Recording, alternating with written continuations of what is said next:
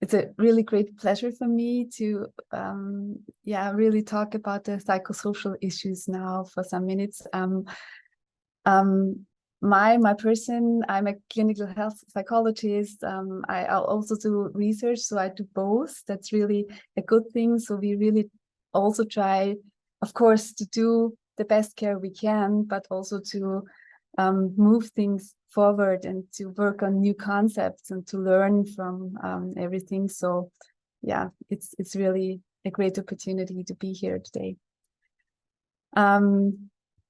Yeah, what really is important, always talking about psychosocial issues in adolescents and young adults, for me, actually the most important thing always is to talk about what is the so-called normal development.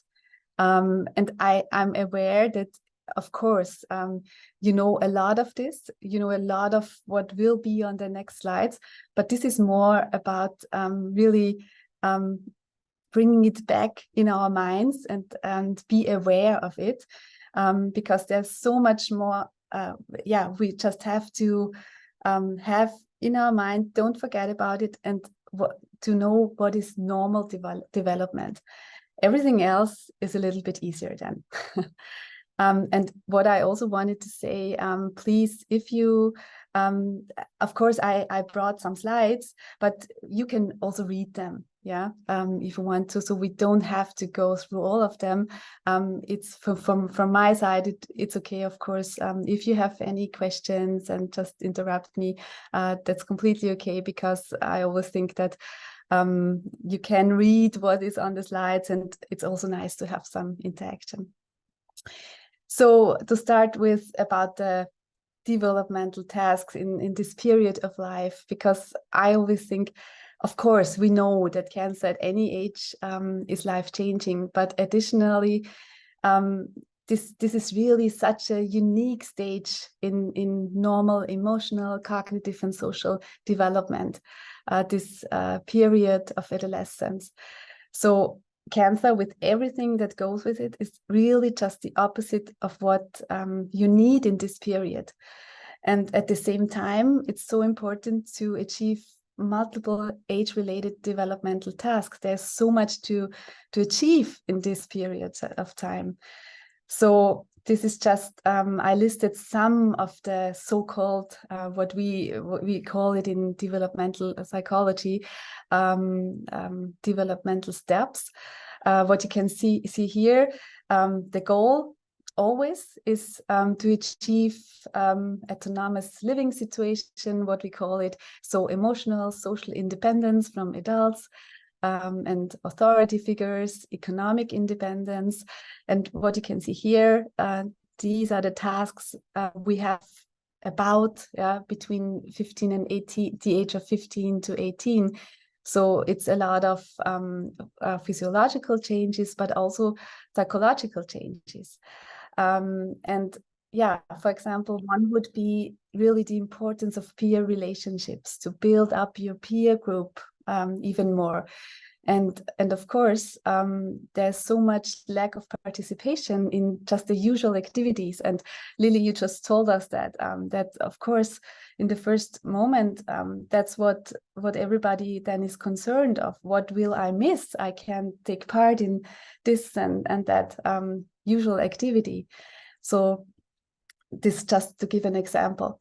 Or on the other hand, it's about becoming emotional, social independent. And of course, this is so hard if you're dependent on doctors, on medications, on parents again. And actually, just 5 minutes before, on the way to autonomous living. And parents, of course, often find letting go more difficult than with healthy children and adolescents. And here you can see, it's just really, I know that's, we know all of that, but just to be aware, what are the tasks of between 18 and 25. So you can see that here, what happens here. And also then between 25 and 39. So there's so much to do, and everybody has to achieve these developmental milestones. But of course, cancer makes it difficult to complete some of the developmental tasks. It's really challenging, and in addition, there are the so-called non-normative developmental tasks, and they have to be mastered too. I just give you some examples here. So it's about accepting physiological changes, limitations, for example, hair loss. It's about accepting or dealing with limited future perspective, for example. It could be. It's about enduring uncertainty about the future development of the disease and so on. And normally, you do that really so many years later. Normally, that's what we do when we get older, and that's what we think about when we get older, but not like with 14 or 20 or 25. And this really makes it hard. And also, we know that there really is a lack of role models for coping with these non-normative developmental tasks in this age group, because all the others really talk about completely different things and not about what is listed here. This really also makes it so important to have, for example, mentoring programs, to have really this peer-to-peer support, to have the feeling the peers know what IS are talking about. And there's another thing, talking about really developmental psychology, I really want to mention, because it's so important, the thing called adolescent egocentrism. I'm sure you have heard about it. Because this is really one of the phases in life that egocentrism is normal and important for development. This is, of course, earlier on too, but also in adolescence. And really, you can see how it is described. But yeah, the thing is, adolescents believe themselves to be completely different from everyone else. So this is the so-called personal fable. Yeah. It describes the tendency to have differing perceptions between what they believe others think about them and what other people actually think about them. And the consequence is that external appearance becomes very important. And also, and this is also really important, adolescents and young adults very often overestimate their own possibilities. And we all know, and we are talking about this in healthy adolescents and young adults a lot, there is increased risk behavior in this period, in this age span. And this is also because we know that there are remodeling activities in the brain. So there is a reduction of gray matter, for example, in favor of white matter. So this maturation occurs from back to front. So the prefrontal cortex really responsible for planning, for example, for risk assessment, for evaluation, develops last. And what really is the important thing is that we know that on the one hand, planning skills are really weaker in this time period. And it leads to increased risk behavior. So adolescents and young adults very often consider themselves as invulnerable. And we know that there is, for example, increased danger of accidents. And on the other hand, adolescents develop really so much more additional thinking strategies. There is the possibility for abstract thinking. They can analyze. Thinking is no longer dependent on concrete experiences. So this really makes a huge difference in communication. But we have to be aware that there's really a lot going on in the brain too in this period of time. And we have to respect this situation and consider this also talking to adolescents and young adults. So this was really just a short overview of what is going on from the developmental psychology point of view. And of course, what is really important, and I'm actually, Lily just said everything I wanted to say today. So it's from my side, I'm afraid it's only a little bit of background because you told us everything what is so important already. But I always thought this is just because I don't want, we don't have so much time, because of course you could talk about how family in this period of time, being adolescent and young adult, and the family, and how this interacts and what is the impact. Yeah, you could talk about this for hours, but I thought just to give you this visual to think about what really is the impact of the disease on the family of an adolescent and young adult with cancer, and of course vice versa. So yeah, it is a special period, and then it is different than being a child, and then of course the family plays a different role, and it can be a really challenge for both sides. But of course the family is such an important part and can be such a resource. So as for in every period of time, it's just so important that we all work together, but really respect that it's a little bit different for adolescents, of course. Yeah. So what do we know? Do we know really about mental health of adolescent and young adults? I just want to give you some facts and figures, but also more what is known in literature and what we really know based on evidence.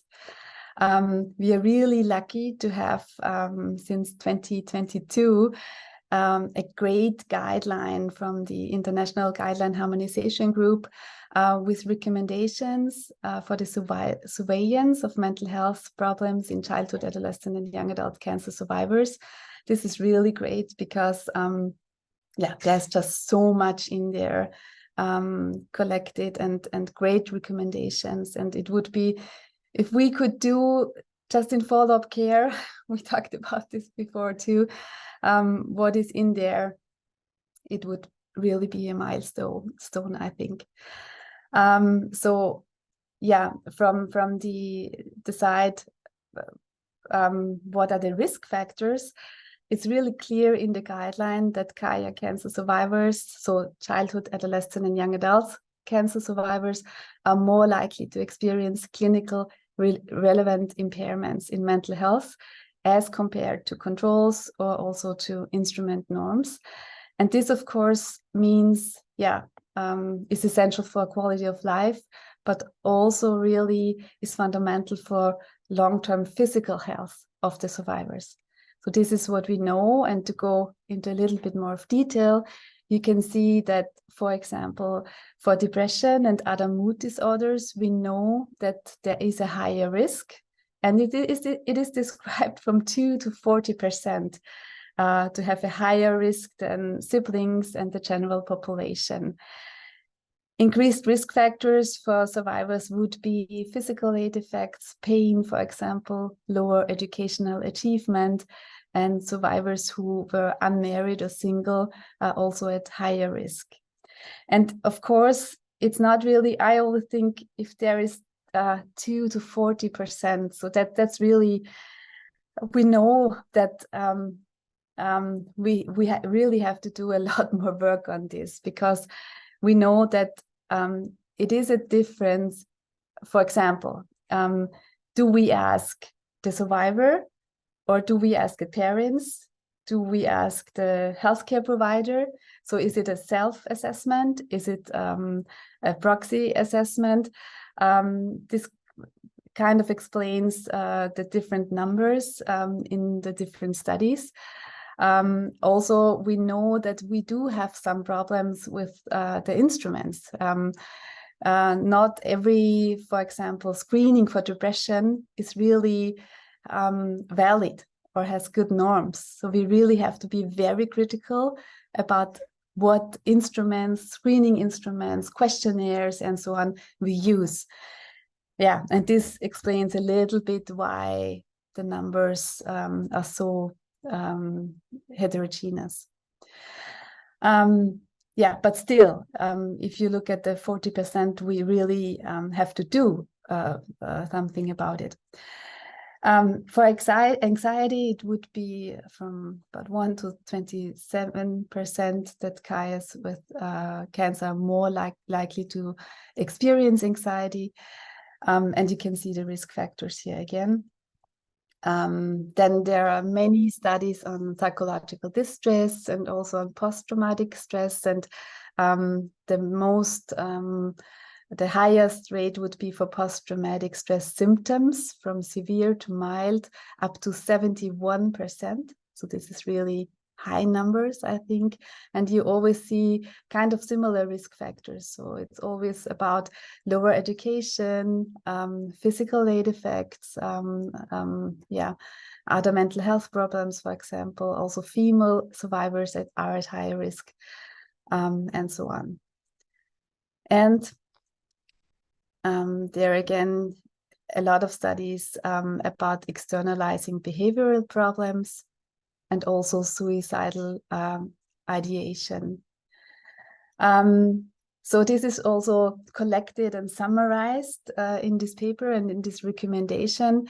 And really, it leads to the conclusion that there is a higher risk. So we really have to do good surveillance. And of course, we also know that there have to be more studies with really valid instruments to be more exact about it.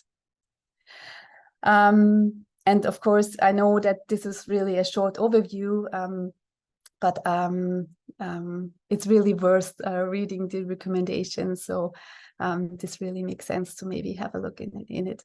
And what is really important, and this is what we have been discussing in the ongoing EU CHIASNet project. I will tell you about it a little bit later, a lot. Of course, if we talk about psychosocial issues, about mental health, about also psychosocial care, it's not only about clinical relevant impairments. Clinical relevant impairments, this is what we call it, of course, in the studies. This is then, we call it depression, anxiety, so mental disorders. But this is really only one part. And I think that if you look up, for example, the definition of mental health in the World Health Organization on the website, how they define it, this really helps, and this is kind of the basis of how we see it and how I think it's really important to see it, because they define it as that mental health is really more than the absence of mental disorders. It exists on a continuum. So it's not only disorders, it's also what is in daily life, not being a disorder, but still difficult to handle and to participate in daily life. And the definition also would say that mental health enables people to cope with stresses of life, to realize their abilities, to learn and work well, and so on. So this is really important, not only mental disorder, but we also have to think about so the so-called normal emotional feelings. And I this is just, you don't have to read everything here, and I know it's in small print, just to show you all. It's really complex, yeah, and it's so important not to judge about mental health very quickly, but have a differentiated perspective on it. There are so many risk factors, protection factors, physical side effects, late effects, psychological and social stressors may be also unrelated to disease. So there's so many factors leading to the so-called mental health state. And this decides over, is it healthy processing? Is it maybe a stress reaction really adequate to the situation? So maybe just normal considering what is happening in the background, or is it a mental disorder? And it's really important to always imagine this on a continuum and not like in black and white. Yeah, it's not healthy or not healthy. It's more on a continuum, and this also can change a lot. Yeah. So yeah, this is just about not judging about mental health too quickly. And yeah, what I wanted to mention here, one of, now you see it in the red circle, one of a really social, psychosocial stressor would be that, of course, the disease, the treatment, but also unrelated factors can lead to additional socio-economic burdens. So this is one factor listed here. And what I forgot to mention, all the factors listed here are based on evidence. This figure really is a summary of our guideline, where we try to summarize all the factors we found in systematic review of literature. So additional socioeconomic burden would be listed as one stressor. And there I wanted to mention, because it's so important, the right to be forgotten. Because in many countries, cancer survivors really must declare their cancer history throughout their life.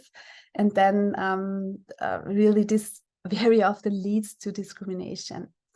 And there was really in some countries over the last years. This is why I have the picture of Tiago Costa here from CCI Europe. A very strong movement, I would say, to fight against this. Yeah, to have new legislative initiatives. Oh, this is hard to say. In as many countries as possible, to fight against this situation.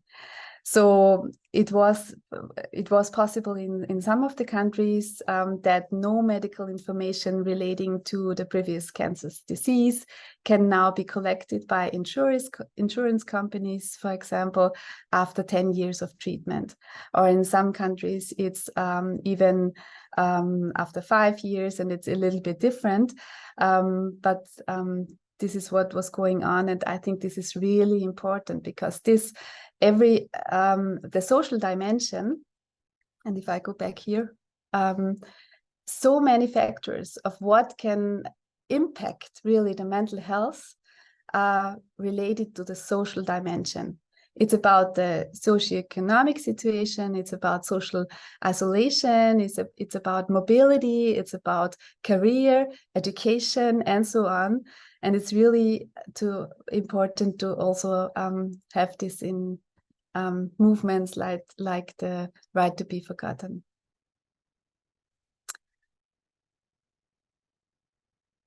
Yeah.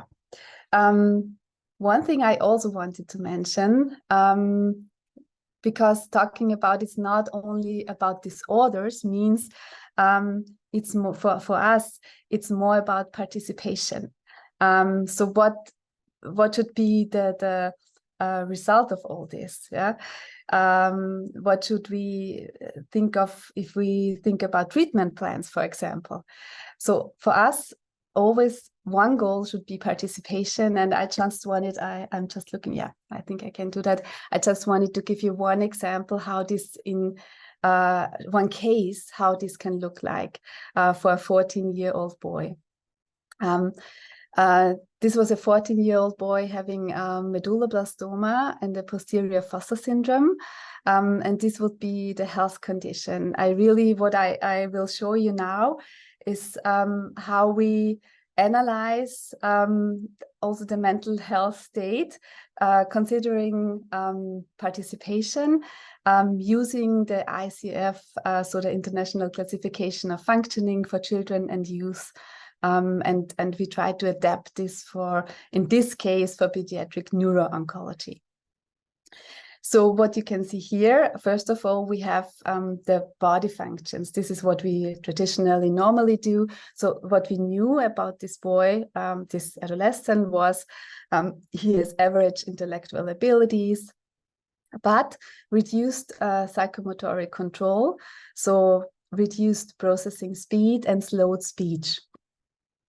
This led to, in school, slow writing and slow copying texts and also unreadable handwriting from his side.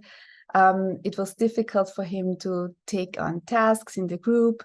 Also, he had really problems in handling stress and communication problems. And this again led to, in his leisure time, that he stopped joining soccer club, for example, and he really not very often had meeting with friends and peers. So this is what the ICF does, really analyze, not giving just the disorder, yeah, but analyze what are the body functions, what are the possible activities, and what does it mean for participation. And then again, you have a close look also on environmental factors. And on the one hand, there are hopefully facilitators. In his case, it was that really there was so much resources in the family. So really support from the family. He also got extra time for exams in school, and he received physiotherapy. But on the other hand, also environmental factors, a lot of barriers. There was really stigmatization by teachers and the peers in school, and the education policy at school did not allow homework on the computer. What he would have needed, of course, because it was so hard to do all the handwriting, and it took him so much time because of the reduced processing speed. And also important to analyze the personal factors. So he really was and is very ambitious. He was an outstanding student before, is a good planner and likes reading. But on the other hand, of course, again, the barriers, he refuses to ask teachers for extra support. And didn't want to talk about tumor-related late effects. And this really is important in this age period, because I would say for many adolescents and young adults, it's really, this is what you don't want to have. You want to have the normal situation and don't ask for extra support. And to find the balance of what support you need and to be as much normal as you can, this is really the task we have to support on that. We really had the good situation to have a teacher responsible for follow-up care, and she did, together with the adolescent, a lot of communication with the school, with the parents, with the teachers, and also the peers in the classroom. And then they really could solve a lot of factors listed here. So this was just to show you what is the difference of having like a quick judgment about, okay, this is he may be depressive because he doesn't meet the friends anymore. And on the other hand, having a really broad perspective on all the factors. Yeah. And now just to really a quick overview, I hope, Maria, this is okay from considering the time. I would just summarize to, is it okay for some minutes? Yes, sure. Yeah, that's good. I want just to show you very quickly how we really can address the challenges. And of course, this only can be an overview, yeah, but giving you some ideas what really we can do, and of course, what we really need to work on in future. So here, what you have here, this is just a list of our basic principles of oncological care. And this really is a little bit different from other treatment or therapy. How do we say outside from oncology? What other psychologists or psychotherapists do.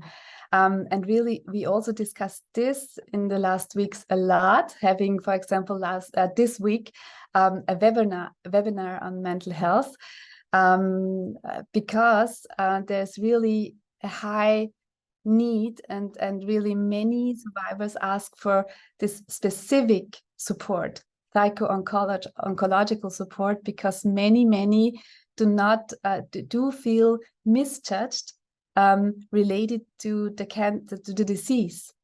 So we really have to find a solution here. We know that it's not possible for everybody to have like a psycho-oncologist who supports, because we just don't have so many out there. But this really leads us to we have to do concepts on how to do education for people, also for healthcare professionals, and so on. And I just wanted to show you that really it's the approach of psycho-oncology is a little bit different than other approaches.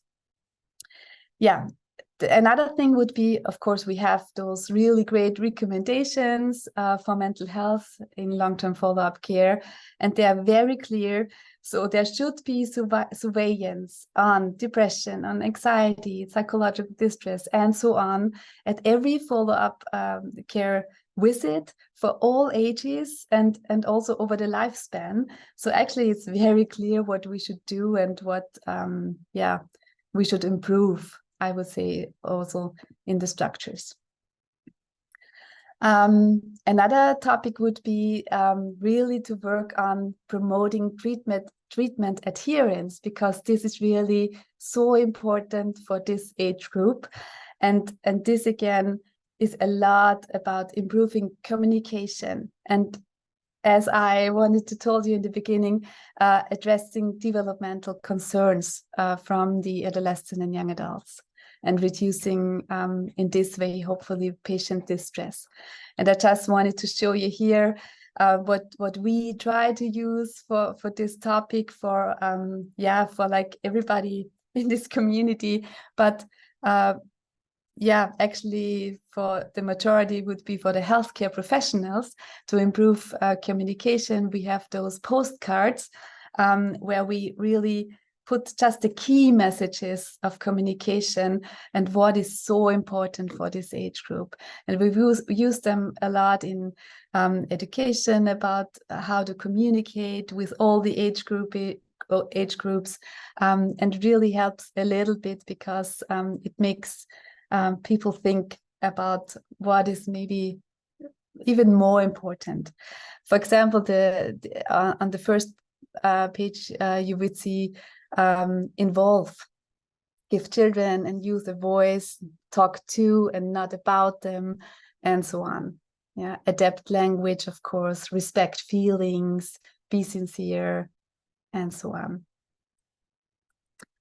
The next point would be really to have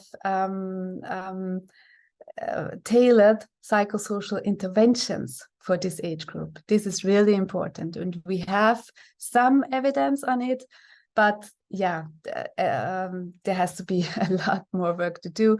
But of course, I put some points from our guidelines here. If you are interested, it's also the QR code right here. You can read about the guideline more. But there you can see there is evidence about interventions regarding information, communication, also about, for example, fatigue, improving fitness, also about support in financial issues. So there is some evidence, but we just have also to make it available and accessible for everybody, and to make it really age appropriate. And the examples you can see here, this is what, for example, we do in neuropsychological therapy. Of course, we also have to keep in mind right here that, for example, many of the adolescents and young adults are digital brains, and digital natives, so to say. So we really also have to adapt our interventions to this age group and use methods they know and they like. Another point would be really, yeah, and this is what we were talking about before, transition from pediatric to adult care, but also transition from intensive care to follow-up care.